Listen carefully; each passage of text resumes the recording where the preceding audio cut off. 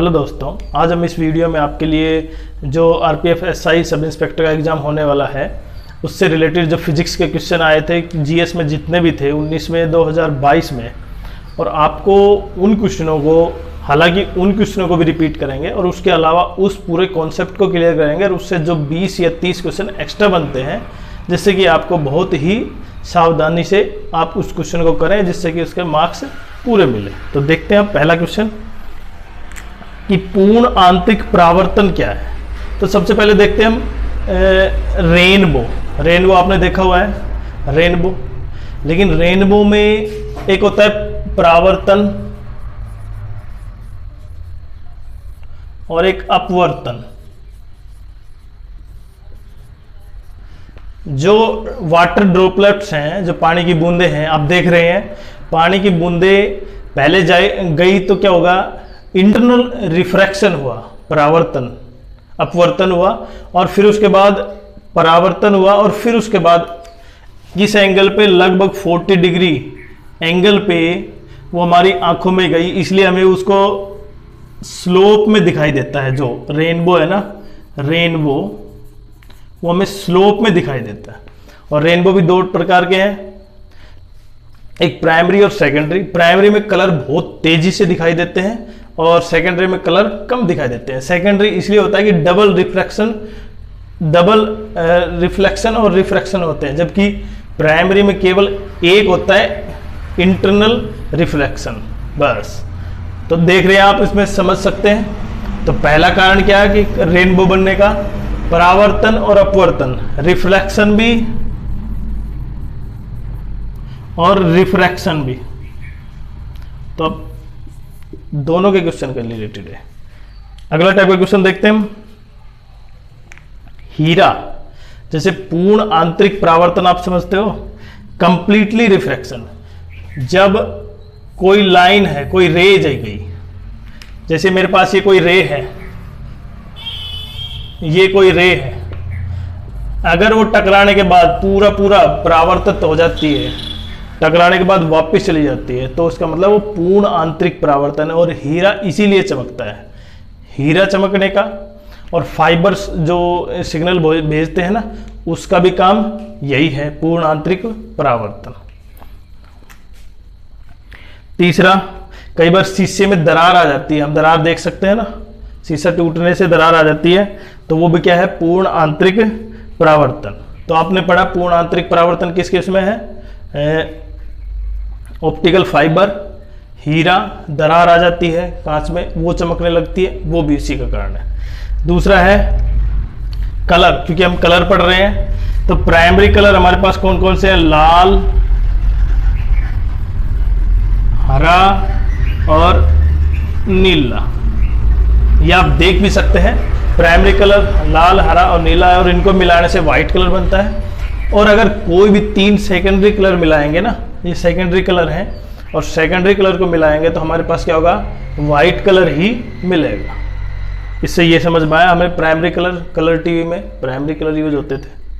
अब next question देखते हैं हम, क्योंकि अब समतल दर्पण से संबंधित करते हैं। समतल दर्पण मतलब आपको पता है कि प्लेन मिरर में, ये प्लेन मिरर है, इसमें आप उससे जितनी दूर खड़े हैं ना, उतनी दूर आपका प्रतिबिंब बनेगा, मतलब इक्वल डिस्टेंस।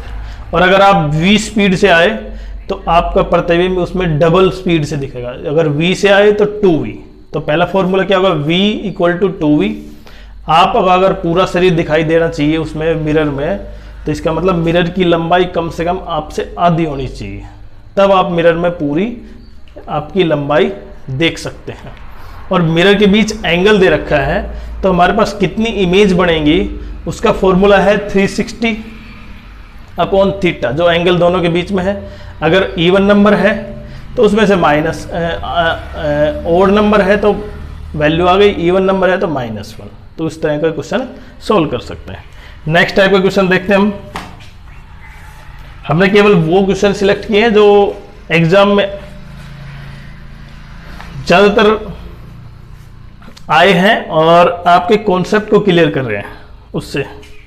न्यूक्लियर रिएक्टर पढ़ते हैं। अपने न्यूक्लियर रिएक्टर देखा होगा जिसको एनर्जी बहुत ज़्यादा मिलती है। हालांकि बहुत से देशों ने इसको प्रीफर कर दिया है, लेकिन चिरनोबिल एक्ट के बाद, चिरनोबिल जो दुर्घटना के बाद जो रूस में हुई थी, उसके बाद इसको थोड़ा सा कम उसमें लिया जा रहा है।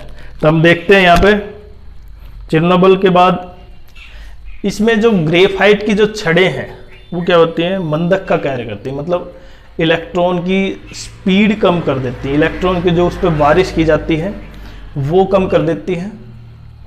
और इलेक्ट्रॉन की बारिश होगी तो इसका मतलब उसका विखंडन कम स्पीड से होगा।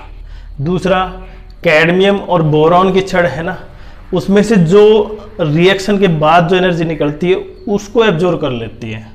तो इससे दो तरह से हम क्या कर सकते हैं, इसको नियंत्रक और मंदक का कार्य। मंदक करता है हमारे पास उसकी ग्रेफाइट की छड़ जो इलेक्ट्रॉन को कम कर दे, और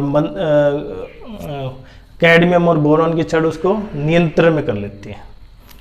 और आपको पता है इसमें ईंधन कौन सा यूज होता है, दो यूरेनियम और प्लूटोनियम। 235 प्लूटोनियम जो जापान के ऊपर गिराया गया था अमेरिका के द्वारा, वो यही था। स्पीड ऑफ साउंड, साउंड की स्पीड सबसे ज़्यादा किस में होती है, स्टील में। दूसरा, सबसे ज़्यादा इलास्टिसिटी किस में होती है, वो भी स्टील में होती है इलास्टिसिटी। जैसे स्टील दे रखा है ना, स्टील में सबसे ज़्यादा इलास्टिसिटी। उसके अलावा प्रतिरोध, रेजिस्टेंस, कब रेजिस्टेंस किस किस चीज़ पर निर्भर करता है, लेंथ ऑफ वायर, अगर वायर की लेंथ बढ़ा दी जाए, क्रॉस सेक्शन, और तीसरा उसकी रजिस्टिविटी मतलब उसका मटेरियल पर डिपेंड करता है। अगर ये तीनों चीज़ हैं तो इसका मतलब रेजिस्टेंस आप उसी के अनुसार कोई इन्वर्सली है, कोई डायरेक्टली प्रोपोर्शनली है। लेंथ क्या होगी, अगर लंबाई बढ़ेगी तो रेजिस्टेंस बढ़ेगा, ये डायरेक्टली प्रोपोर्शनल हो गया। क्रॉस सेक्शन बढ़ेगा तो रेजिस्टेंस कम होगा, ये इन्वर्सली प्रोपोर्शनल हो गया। और तीसरा मटेरियल है, अगर मटेरियल आपने ऐसा ले रखा है जिसमें रेजिस्टेंस ज़्यादा हो तो उस पर रेजिस्टेंस ज़्यादा हो जाए। तीसरी, हेडलाइट्स, जो वाहनों की हेडलाइट्स आपको देख रहे हैं उसमें होता है अवतल लेंस, और जिससे कि रिफ्लेक्शन दूर तक जाए, चौड़ा जाए। और उसका मिरर होता है जो साइड में, उसमें होता है उत्तल लेंस, जिससे कोई चीज़ पीछे की दिखाई दे आपको। दोनों चीज़ क्लियर। नेक्स्ट, ट्रांसफॉर्मर्स में, ट्रांसफॉर्मर जो वोल्टेज चेंज करता है ना, ट्रांसफॉर्मर जो एसी को डीसी में, डीसी को एसी में, वो किस प्रिंसिपल पर आधारित है, वो ट्रांसफॉर्म वो घटाता भी है और बढ़ाता भी है। तो उसको मैग्नेटिक इलेक्ट्रिफिकेशन मेथड है, उसके अनुसार वो कार्य करता है। अगला, पृथ्वी पर प्लायन वेग, प्लायन वेग का मतलब पृथ्वी से बाहर जाने के लिए। अगर ये पृथ्वी है, इससे एटमॉस्फेयर से बाहर जाने के लिए तो 11.2 किलोमीटर पर सेकंड का प्लायन वेग होना चाहिए इन रॉकेटों में, जो भी रॉकेट जाते हैं। अगर इससे कम है तो पृथ्वी के क्रॉस नहीं कर पाएंगे, वो चक्कर ही लगाते रहेंगे ग्रेविटी की वजह से। और जो ग्रह है वो भी ग्रेविटी की वजह से अपने ऊपर चारों तरफ, पृथ्वी के सन के चारों तरफ रोटेट करते हैं। क्योंकि अगर इनके द्रव्यमान पर, इनके भार से, इनके द्रव्यमान से कोई फर्क नहीं पड़ता इनके सर्कुलर ऑर्बिट से। अगर अब हम पढ़ते हैं कैपिलरी फोर्स। और कैपिलरी फोर्स आपको पता है कि कैपिलरी फोर्स के लिए आपको बिल्कुल सेम रेडियस का होना चाहिए, रेडियस में चेंज नहीं होना चाहिए। और रेडियस जितनी कम होगी तो वही जो द्रव है, लिक्विड है, वो ऊपर की तरफ जा सकता है, नीचे की तरफ भी जा सकता है। अब ऊपर की तरफ किस में जाएगा, जो चीज कांच को भिगोएगी। जैसे मानो ये मेरे पास लिक्विड है, इसमें वाटर है, और इसके अंदर मैं एक ट्यूब को डाल देता हूं तो इसमें पानी यहां तक जा सकता है। और वही मेरे पास, अगर आप उसी में देख सकते हैं, अगर ये मेरे पास पारा है, मरकरी है, तब अगर मैं यहाँ पे डालता हूँ तो मेरे पास ये नीचे की तरफ जाएगा पारा, बाहर इसके अंदर ऊपर तक है, जबकि ये नीचे की तरफ। इससे प्रूव होता है जो चीज़ भिगोएगी ना कांच को, वो तो ऊपर की तरफ जाएगी, और जिस चीज़ इसको नहीं भिगोएगी वो नीचे की तरफ जाएगी। तो इसका सबसे एक बड़ा एग्जाम्पल क्या है, खेतों में जब बारिश हो जाती है तो कैपिलरी फोर्स का यूज होता है। इसका मतलब किसान उसको एक बार ट्रैक्टर चला देते हैं जिससे कि नीचे का पानी ऊपर ना आए, जिससे नमी बरकरार रहे। दूसरा, पेड़ जो अपना पानी लेते हैं नीचे से ऊपर। दूसरा,